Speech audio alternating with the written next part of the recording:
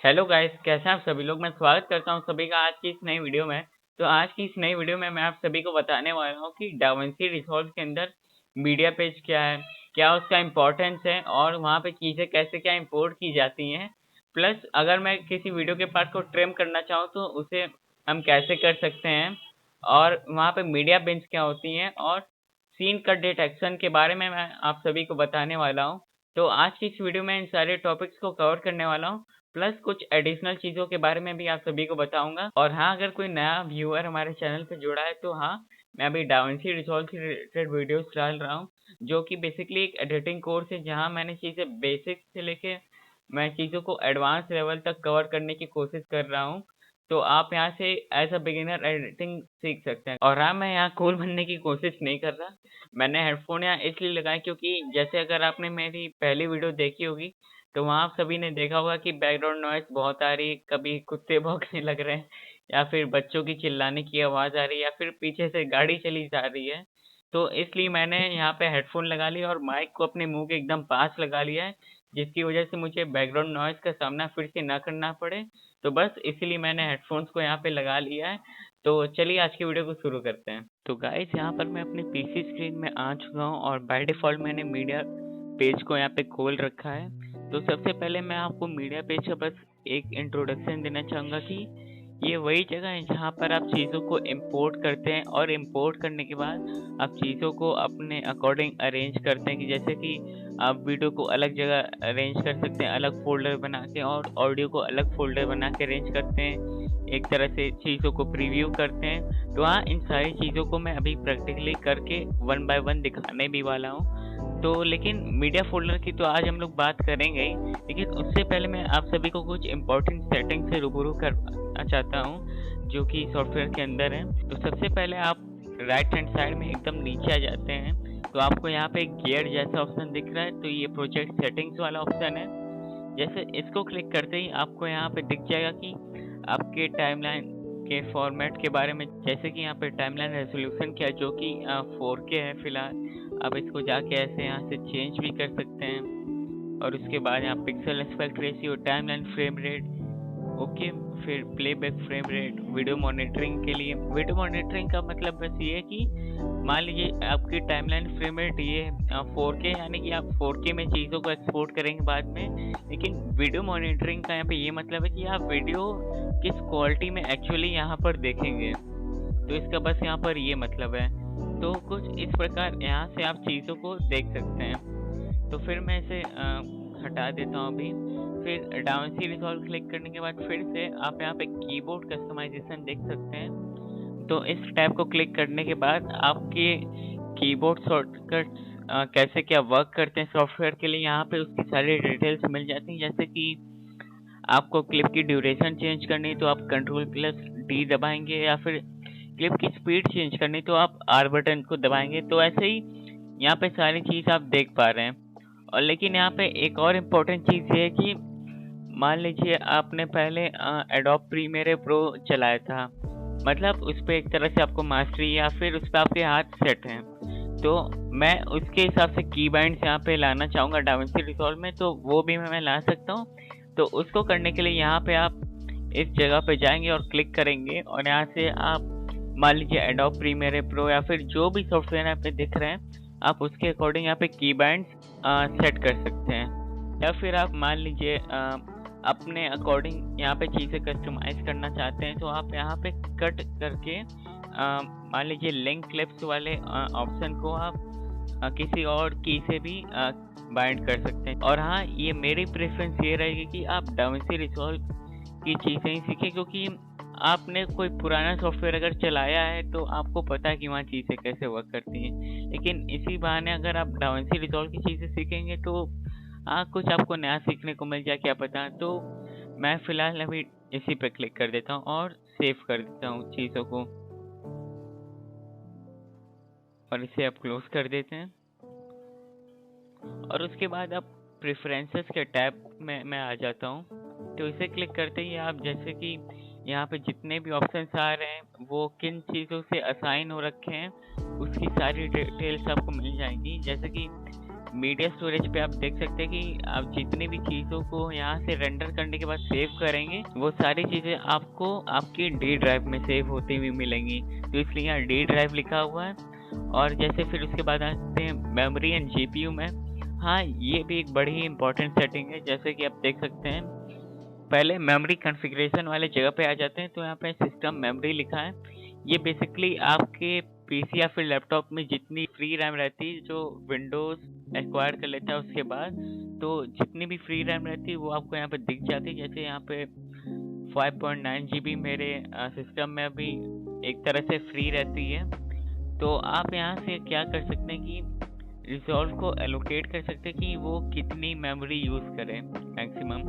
तो ये चीज़ पूरी आपके सिस्टम पे डिपेंड करती है कि आप कितना किस चीज़ को एलोकेट करना चाहते हैं। जैसे कि अगर लो एंड सिस्टम है तो मेरा क्या कहना रहेगा कि आप इसे थोड़ा कम ही रखें या फिर धीरे धीरे बढ़ा के ट्राई करें कि चीज़ें चल पा रही कि नहीं, ऐसे चेक करते हुए।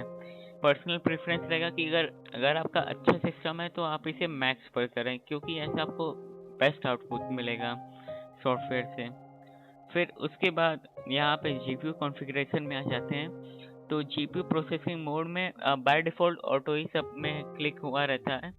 तो अगर मान लीजिए ऑटो नहीं है तो अगर आपके पीसी या फिर लैपटॉप में कोई ग्राफिक्स कार्ड लगा हुआ है पहले से, अगर एनवीडिया का है स्पेशली, तो आप यहाँ पे कूड़ा पर क्लिक कर सकते हैं। नहीं तो मान लीजिए आपके सिस्टम में सिर्फ सीपीयू ही है तो आप OpenCL पे क्लिक कर सकते हैं। ओके, और उसके बाद आप नीचे आ जाते हैं जीपीयू सिलेक्शन में। तो ये भी बाय डिफ़ॉल्ट ऑटो पे ही क्लिक हुआ रहता है, लेकिन फिर भी मैं बताता हूँ। यहाँ पे आपके सिस्टम में जितनी भी ग्राफिक्स वाली यूनिट लगी रहती है, यहाँ पे वो सारी चीज़ें दिख पाती हैं। जैसे कि कभी कभी क्या होता है कि अगर आपका थोड़ा अच्छा प्रोसेसर है तो उसमें भी ग्राफिक्स की एक डेडिकेटेड यूनिट रहती है। जैसे कि आप यहाँ देख सकते हैं AMD रेडियन ग्राफिक्स लिखा हुआ है। तो जैसे कि मेरा प्रोसेसर है वो थोड़ा ग्राफिक्स रिलेटेड भी काम कर सकता है, तो इसलिए यहाँ पे ये चीज़ दी हुई है। लेकिन मेरे पास एक डेडिकेटेड जीपीयू है तो मैं इसलिए इसी पे क्लिक करता हूँ, NVIDIA GeForce वाले पे। तो आप इन सेटिंग्स को एक बार ज़रूर से ध्यान दें। मैंने जिन जिन चीज़ों के बारे में बात की है, बाकी अगर कुछ मुझे चीज़ें इम्पोर्टेंट अगर ध्यान आएंगी तो मैं आने वाले वीडियोस में उन्हें ज़रूर कवर करूँगा। फिर उसके बाद लास्ट इम्पोर्टेंट सेटिंग पे आ जाते हैं। तो उसके लिए हमें यहाँ यूज़र्स पे आ जाना होगा और प्रोजेक्ट सेव एंड लोड पे आ जाना है। तो ये सेटिंग भी बड़ी ही इम्पोर्टेंट सेटिंग है, क्योंकि जैसे कि यहाँ पे सेव सेटिंग्स वाले ऑप्शन पे आ जा रहे हैं तो आप प्रोजेक्ट बैकअप्स का भी यहाँ पे ऑप्शन देख पा रहे हैं। ये बेसिकली उन लोगों के लिए यह चीज़ है जिनका सिस्टम थोड़ा लो एंड है। जैसे कि मान लीजिए आपका सॉफ्टवेयर हर कुछ देर पे क्रैश होता रहता है, या फिर बेसिकली कभी भी सॉफ्टवेयर बंद होने का खतरा रहता है, तो उन लोगों के लिए ये सेटिंग बनाई गई है। जिससे इस सेटिंग में बेसिकली क्या होता है, आप जितनी भी चीज़ बनाते हैं उनका एक अपने आप बैकअप बनते जाता है, और आप इसे अपने हिसाब से सेव भी कर सकते हैं कि आपको कितने देर पे बैकअप बनाना है। ओके, तो खैर जो बाय डिफ़ॉल्ट चीज़ें यहाँ पे बनी रहती हैं, मैं तो प्रेफर करूँगा आप उसी पे काम चलाएं। नहीं तो आप इसे कम ज़्यादा करके भी थोड़ा एक्सपेरिमेंट कर सकते हैं। तो अब मैं इन सारी चीज़ों को सेव कर देता हूँ यहाँ पर।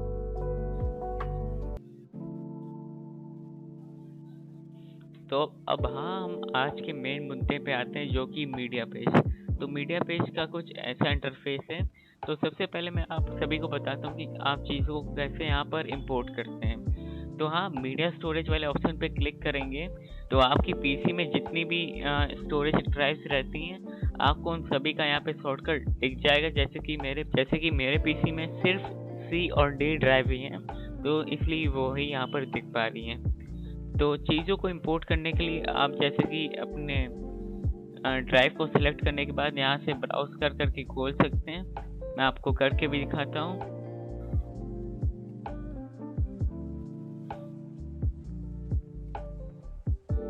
तो हाँ, मैं अपने म्यूज़िक वाले फोल्डर पे आ चुका हूँ। मैं आप सभी को यहाँ से ऑडियो फाइल्स को इंपोर्ट करके दिखाता हूँ। तो इंपोर्ट करने के लिए आपको बस एक यहाँ राइट क्लिक करना है और ऐड इनटू मीडिया पूल कर देना है। और इसे करने के और भी तरीके, जैसे कि मैं इसे अभी डिलीट कर देता हूँ।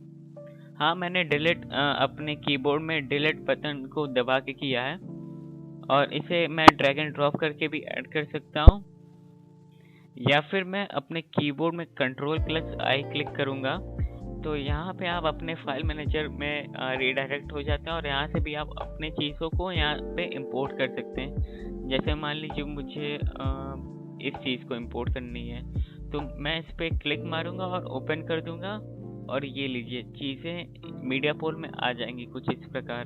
तो चलिए गाइस, अब मैंने आप सभी को बता दिया कि आप चीज़ों को कैसे इंपोर्ट करेंगे। अब मैं आपको बताता हूँ कि आप चीज़ों को प्रीव्यू कैसे करते हैं। तो सबसे पहले उसके लिए मैं यहाँ पे एक ऑडियो फाइल को भी ऐड कर लेता हूँ और इसे क्लोज कर देता हूँ। तो जैसे कि आप देख पा रहे होंगे, मैं इस ऑडियो फाइल पे क्लिक करता हूँ तो मुझे यहाँ पे वेव पैटर्न से सिर्फ नज़र आ रहे हैं, क्योंकि ये सिर्फ एक ऑडियो फाइल है, इसमें कोई वीडियो है ही नहीं। और अगर मैं वीडियो वाले सोर्स पे यहाँ पे क्लिक करूँगा तो ये पूरी चीज़ ब्लैंक दिखाई देगी, जैसे कि मैंने बताया कि यहाँ वीडियो है ही नहीं, तो इसी वजह से। और अगर मैं यहाँ अपने वीडियो फुटेज पे जाता हूँ और इस पे मैं वीडियो सोर्स पे क्लिक करता हूँ, तो हाँ बाय डिफ़ॉल्ट वीडियो तो दिखेगी ही, जैसे कि कुछ इस प्रकार। अगर मुझे सिर्फ इस वीडियो का ऑडियो देखना है तो आप यहाँ से सोर्स के नीचे वाले ऑप्शन पे ऑडियो ट्रैक पे क्लिक करेंगे तो आपको यहाँ से सारी ऑडियो कुछ इस प्रकार दिख पाएंगी, जैसे कि आप देख पा रहे हैं। तो हाँ, मैंने आप सभी को बता दिया कि आप चीज़ों को कैसे प्रीव्यू करेंगे और कैसे इंपोर्ट करेंगे। और हाँ, मैं आप सभी को सबसे इम्पोर्टेंट चीज़ के बारे में बताने जा रहा हूँ, जिससे आप चीज़ों को मैनेज कर सकते हैं इजली, और ये आपके टाइम को बचाने में भी एक तरह से हेल्प करेंगी। तो मान लीजिए मैं ढेर सारे वीडियोस को इंपोर्ट कर लेता हूँ फिलहाल, और कुछ ऑडियोस को भी इंपोर्ट कर लेता हूँ।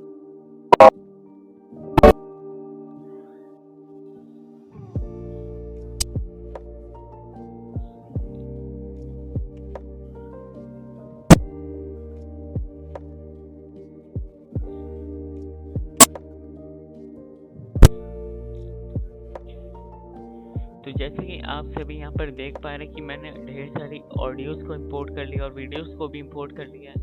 तो आपको कुछ ऐसा नहीं लग रहा है अंदर से कि यार ये क्या खिचड़ी बना दी है? हाँ, अब इन चीज़ों को सिस्टमेटिकली अरेंज करने के लिए डाविंसी रिजॉल्व के अंदर एक बहुत ही अच्छा फीचर है जिसे हम लोग बिन्स कहते हैं। तो बिन्स को क्रिएट करने के लिए हम यहाँ मास्टर जहाँ पे लिखा हुआ देख पा रहे हैं, यहाँ पर बस एक राइट क्लिक मारेंगे और यहाँ न्यू बिन वाले ऑप्शन पे क्लिक कर देंगे।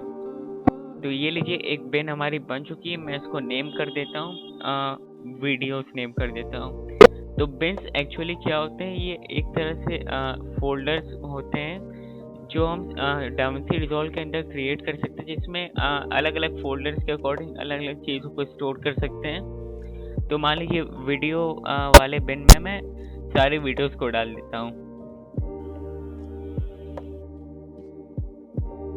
आप वीडियो को हाँ इधर से भी ऐसे डाल सकते हैं वीडियोस वाले बिन में, और ऐसे ही मैं एक ऑडियो के लिए बिन बना लेता हूँ।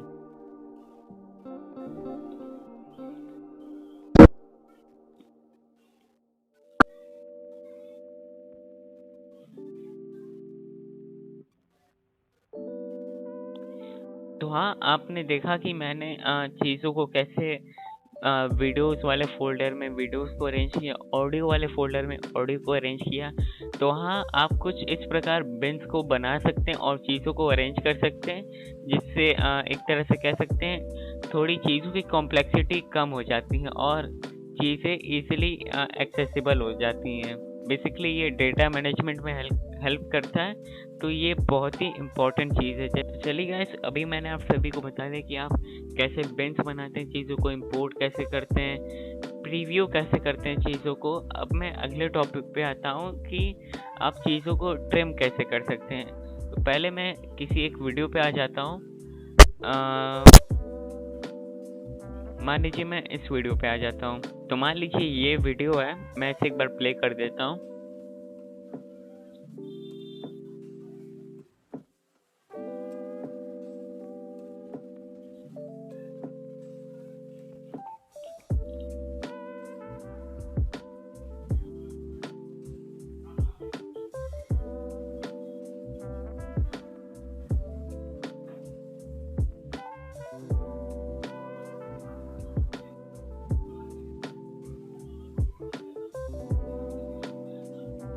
तो हाँ गाइस, जैसे आपने बेसिकली इस वीडियो को देख लिया होगा, तो मैं मान लीजिए स्टार्टिंग में जो ड्राइवर हाई करता है इस प्रकार कुछ स्टार्टिंग में,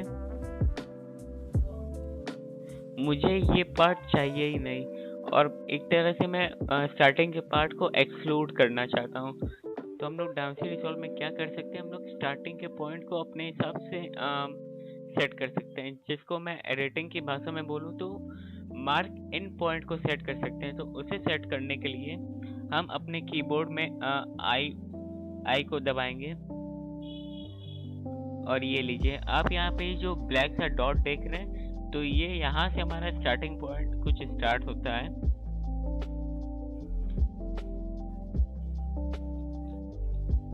अब मैं इसे प्ले करता हूँ।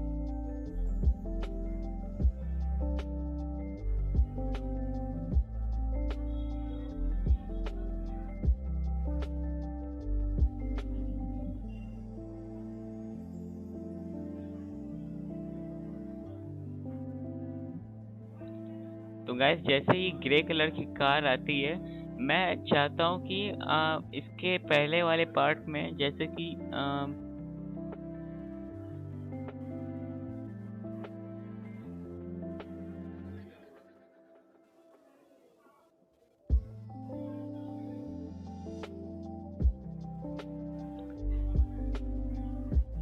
वीडियो इतने ही पार्ट तक सीमित रहा है, मुझे वो ग्रे वाली कार देखनी नहीं है। तो मैं क्या कर सकता हूँ, मैं यहाँ से एंड पॉइंट अपना सेट कर सकता हूँ कुछ इस प्रकार से।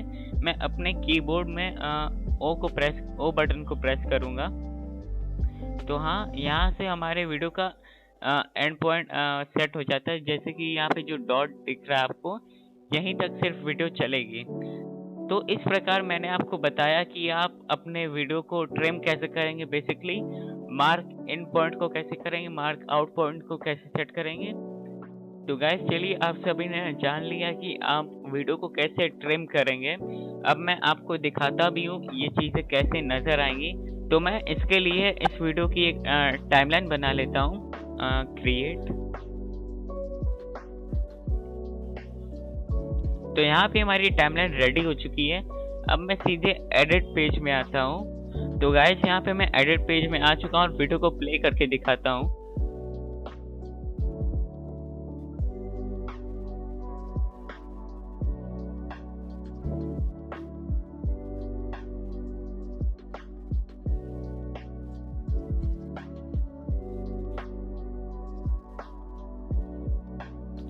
गाइस, आपने यहाँ से देख लिया कि आप वीडियो के पार्ट को ट्रिम करेंगे, यानी कि मार्क इन पॉइंट और मार्क आउट पॉइंट को सेट करेंगे, तो वीडियो किस प्रकार एडिट पेज में आपको दिखाई देगी।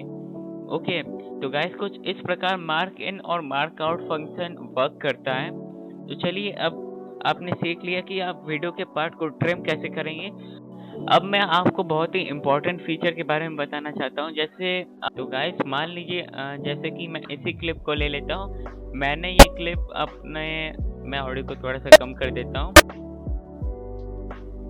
मैंने इस क्लिप को किसी दूसरे एडिटिंग सॉफ्टवेयर में पहले से बनाया था, जैसे कि मान लीजिए मोबाइल में एक पावर डायरेक्टर या फिर काइनमास्टर या फिर पीसी में प्रीमियर प्रो में ही बनाया था। तो उसमें मैंने इस वीडियो में ढेर सारे कट्स लगाए थे, क्योंकि मैं इसलिए इस वीडियो को डाविंसी रिजॉल्व में इंपोर्ट, क्योंकि मुझे यहाँ पे इस वीडियो को कलर ग्रेड करना है, ठीक है।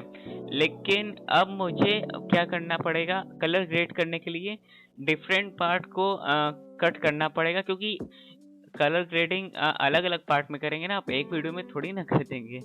आशा करता हूँ कि आप समझ पा रहे हैं कि मैं क्या बताना चाह रहा हूँ। लेकिन हाँ, अगर आप थोड़े से यहाँ पे आलसी बनना चाहते हैं, तो आप उसके लिए क्या कर सकते हैं, जैसे कि मैं इसे अभी डिलीट कर देता हूँ। आप इसी क्लिप को यहाँ पे राइट क्लिक करके सीन का डिटेक्शन पे क्लिक कर सकते हैं। इससे क्या होता है, बेसिकली आपके वीडियो में जितने भी अलग अलग कट्स या फिर अलग अलग सीन आते जाएंगे, सीन का डिटेक्शन वाला ऑप्शन अलग अलग क्लिप्स को काट के दूसरे क्लिप से डिफरेंट कर देगा। बेसिकली मैं इसे आपको प्रैक्टिकली एक बार करके दिखाता हूँ। तो मैं सीन का डिटेक्शन पे क्लिक करता हूँ और यहाँ पे ऑटो सीन डिटेक्शन पे क्लिक कर देता हूँ।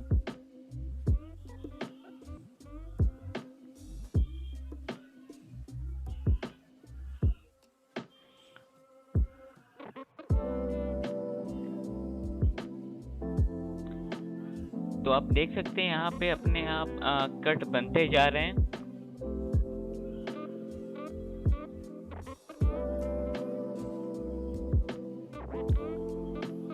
हाँ, ये चीज़ थोड़ी सी टाइम लेती है, लेकिन एट द एंड हमारी टाइम सेव भी करती है।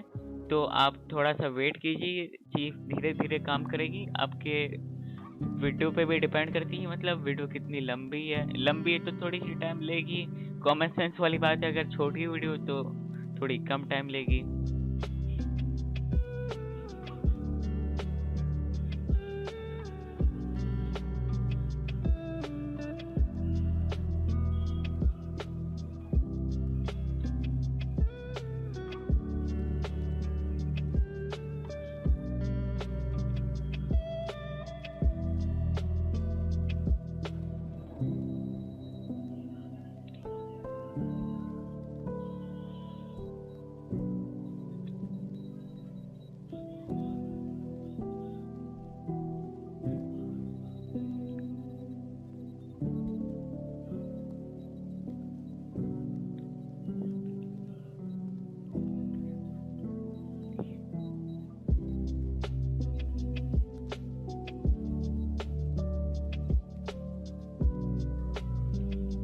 तो हाँ, यहाँ पे सीन का डिटेक्शन अपना काम कर चुका है।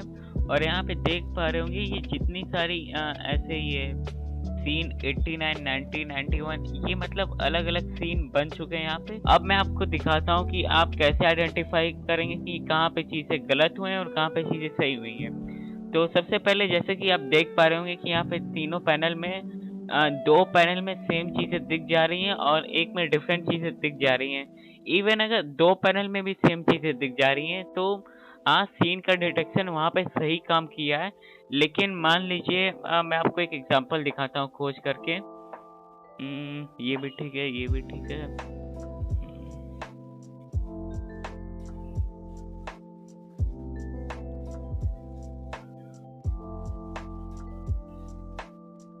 तो गाइस, आप यहाँ पे जैसे देख सकते हैं कि यहाँ तीनों पैनल्स में सेम फोटो ही आपको दिख रही है, यहाँ पर भी, यहाँ पर भी, यहाँ पर भी। तो यहाँ पे सीन का डिटेक्शन अपना काम सही से नहीं किया है। तो जैसे तो आपको कुछ इस प्रकार ऐसे जा जाके एक बार चेक करना पड़ेगा अपने से कि कहाँ पे सीन का डिटेक्शन काम नहीं किया है। तो जैसे कि यहाँ पे ये चीज़ काम सही से नहीं की है, तो आप इस सीन को डिलीट कर सकते हैं। तो गाइस, इस क्लिप को मैं डिलीट करने के लिए यहाँ पर इसे एक बार क्लिक करूँगा और डिलीट के ऑप्शन पे क्लिक कर दूंगा। तो कुछ इस प्रकार ये क्लिप डिलीट हो जाएगी। तो हाँ, कुल मिला के दिखाने का ये मकसद था कि ये आपका वर्कलोड थोड़ा सा कम कर देता है, लेकिन आपको टोटली इस चीज़ पे 100% डिपेंडेंट नहीं रहना है। एक बार आपको चीज़ें खुद से मैनुअली चेक करनी ही पड़ती है एट दी एंड।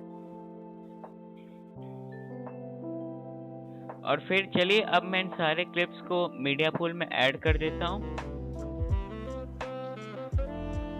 तो ऐड करने के बाद आप सीन का डिटेक्शन वाले पेज को हटाना चाहते हैं, तो इसको हटाने के लिए आपके पास बस एकमात्र ऑप्शन ये कट को ही क्लिक करना रहता है। तो मैं इसे कट कर देता हूँ। और हाँ, घबराने की कोई बात नहीं है, ये सारी क्लिप्स सीक्वेंशियली ही आ चुकी हैं। ऐसा नहीं कि मतलब ये आखिरी का पार्ट ऐड कर दिया फिर ये पहले का पार्ट ऐड कर दिया, ऐसी कोई दिक्कत नहीं है। तो इस चीज़ के लिए आप बेफिक्र रह सकते हैं। और फिर बाकी आप इस प्रकार चीज़ों को एडिट पेज में ऐड भी कर सकते हैं। मैं इसे यहाँ पे ऐड कर सकता हूँ इन सारी चीज़ों को, और एक बार प्ले करके भी दिखा देता हूँ।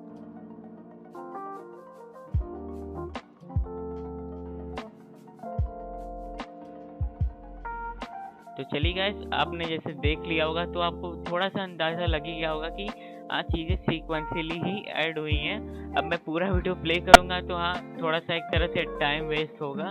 तो आप इस चीज़ को थोड़ा सा प्रैक्टिकली भी करके देख सकते हैं, इससे और अच्छी में समझ आएंगी।